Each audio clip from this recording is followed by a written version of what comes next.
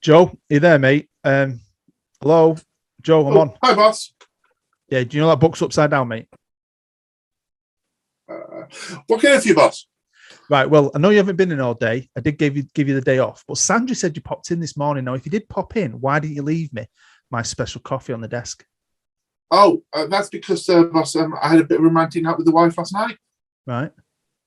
And I was a bit tired, so I couldn't get the special sauce. What's that got to do with my coffee? Anyway, she also left me a message saying you really needed to speak to me and I had to give you a Zoom call tonight. So what's up? Well, I was thinking about it, boss. And with us going into the new season in the Championship, yeah, I thought I've been studying all these books and broadening my horizons, looking at things by Sir Bobby Robson, Sir Alex Ferguson, Brian Clough. Good. And then I found this absolutely amazing documentary on YouTube about a former Norwich manager who went on to become England boss and took England to quite far reaches in the actual championships. And I know, boss, I know you're such a big fan of your philosophy and the way that you want to play. Yeah. But I thought we might need a plan B just to really surprise people. And then I saw what this guy wanted to do, and he gave me an idea. Okay. I think this season, boss, because this was his philosophy and it worked, we should go 4-4-4-2. Joe? What do you think? Joe, was this documentary called Mike Bassett, England Manager? That's the one, boss. You seen it? For fuck's sake. Well, hello and welcome to episode 10 of We Are Central with the Mighty Bees, Manchester Central. As always, thanks for joining me. Do all the good stuff, thumbs up, comment, all that jazz. It's massively appreciated. And we're here back in the Championship, our second season after a cracking year last year, to be fair. It was good.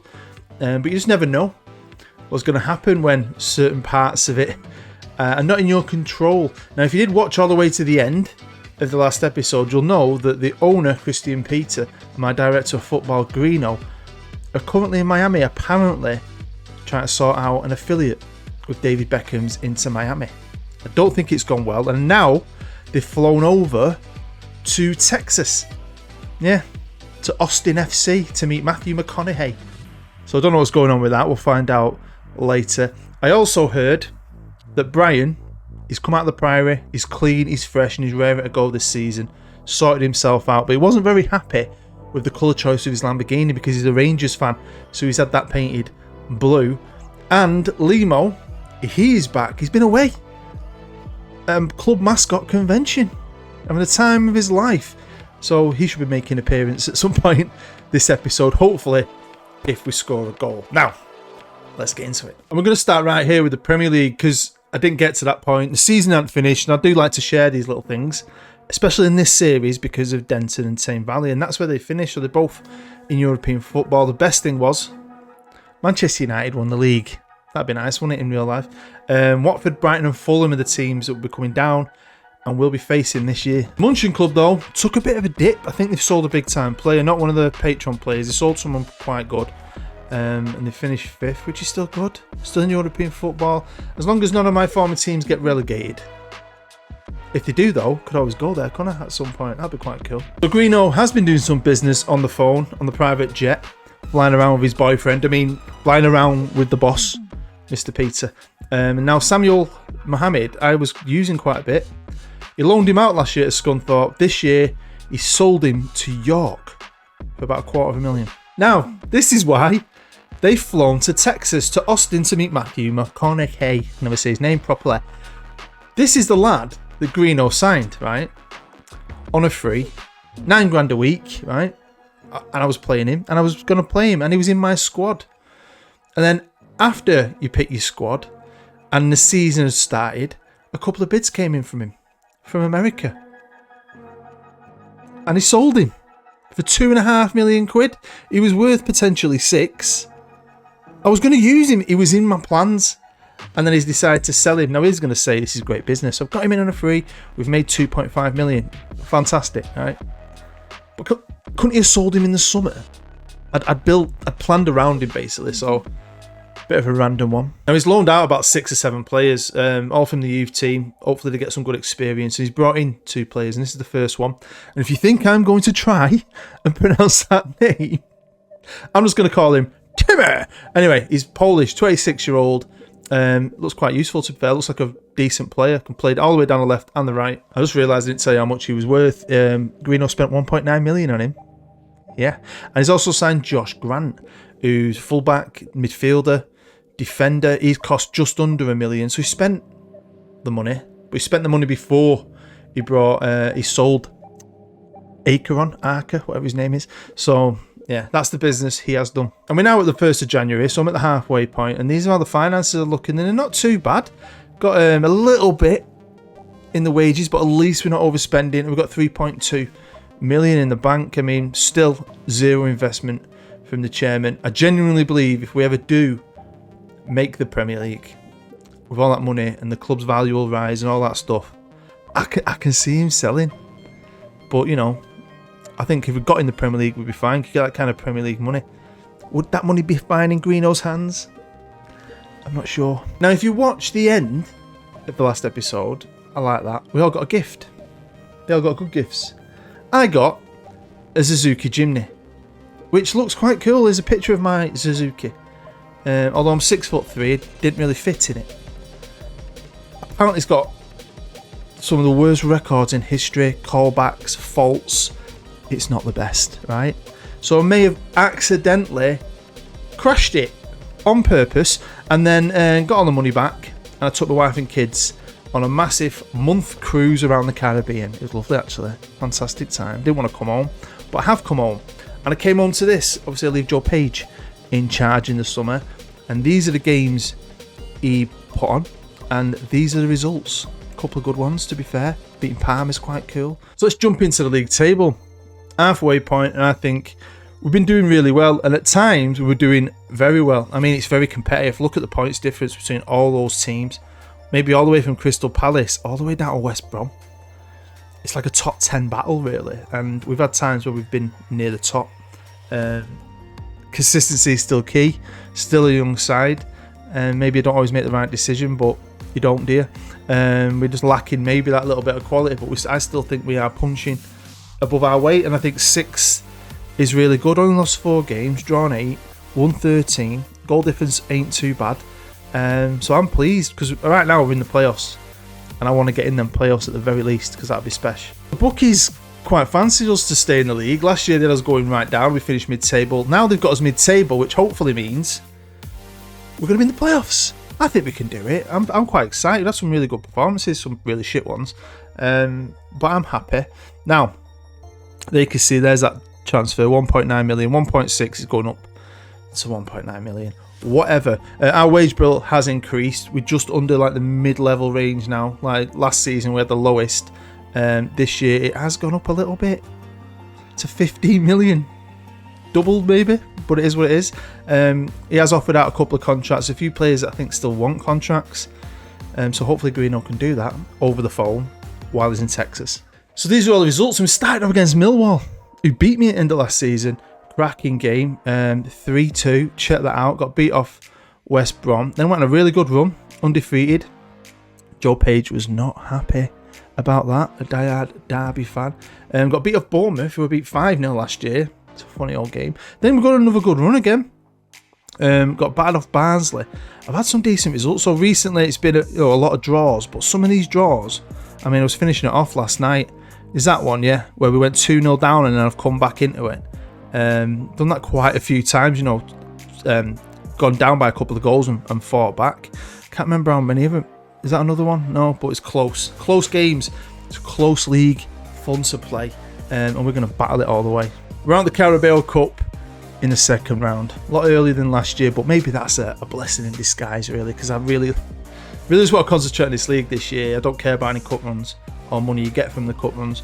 It's got to be about them playoffs. So anyway, we beat Fleetwood and a B teamed it pretty much, and then Middlesbrough battered us. So this is a squad arranged by average rating. There's a couple of players at the top, but they're just youngsters who've played like 1 or 2 games. So I've moved it down a little bit, and you can see there's stuff going on. So we've got wanting a new contract.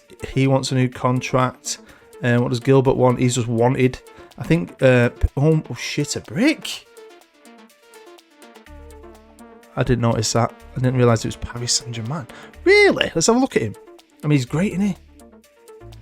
He's a good player.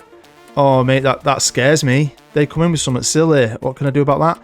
I've got Chris Harris under a transfer bid in bloody Crystal Palace. He's mint. Do you know what I mean? It's going to kill me, this. Look, they're getting good, aren't they? Some of these kids we've brought through the academy and just stuck in the deep end have just developed and developed. But yeah, a lot of players, I think he wants to play more. No, he wants a new contract. Matt Dunster wants a new contract. See, this is again what makes this interesting, because I would do this. I'd sort all this out myself. I very rarely have these kind of issues on a massive scale like that. And so hopefully it don't affect morale too much, and we can still get some performances out of him and not lose anyone. I mean, if I lose one of these big time players, I'll be devoted. But I suppose we'll have a bit of money in the bank. But yeah, oh my god. Goals. Let's change the goals up. Schlinks has got 4. Oh, God's sake. If we move it up, you'll see Gilbert. That's why. What? When he was 16, he was nothing. He looked good. He had promise. I've just had to play him, and it's forced him to become good. I can't go to Paris Saint-Germain. He's injured anyway. Hopefully he stays injured all the way 11 days. So today's live comp is at home at Sir Brett Dalton against Sunderland. Massive club. Sunderland. Premier League facilities. Premier League amount of fans. And they're here with us in the Championship. And we have managed to beat them last year, and then they battered us. So that's quite interesting. And I have played them earlier this season, drawing 2-2. You can see, look at that. So they went 1-0 up, 1-1, 2-1. So that's one of them games that stuck in my head where I felt like I was going to lose it, but we come back into it with a 90th minute equaliser. So yeah, anything could happen today. So here we go with kick-off. So I've made a few changes. I'm playing Liebergans Moores at left back, and the other left back that came in, Timmer, he's gone onto the left wing today. I've got Atkinson at the back with Lee Masters, Dunster's head's all over the place. But you know, it is a case of we can either be absolutely fantastic. Here's Granty, that's Timmer. If you could say his name, then fair play to you. We can be fantastic. It's the same really as last year, but I think we're just a bit better than last year. More experience, more quality really. Even with the players that we've brought through, they've just got better. Come on, Timmy. Come on, lad. Finds Granty. Granty's trying to pass it to the ref, but Griffiths picks it back up and gives it away. Awesome. Gotta love that, haven't you? Here's Sunderland now, bombing it down the right. Janssen. Come on, lads. Come on. But yeah, this is episode 10. It is out on April Fool's Day. I've not done an April Fool's this year. I did one last year. Can't believe that's a year ago already. Episode 11 should be out the following Monday. Because over the weekend, if I can get it all finished off tomorrow, I've got the return of a story videos. It's called The Last Chance.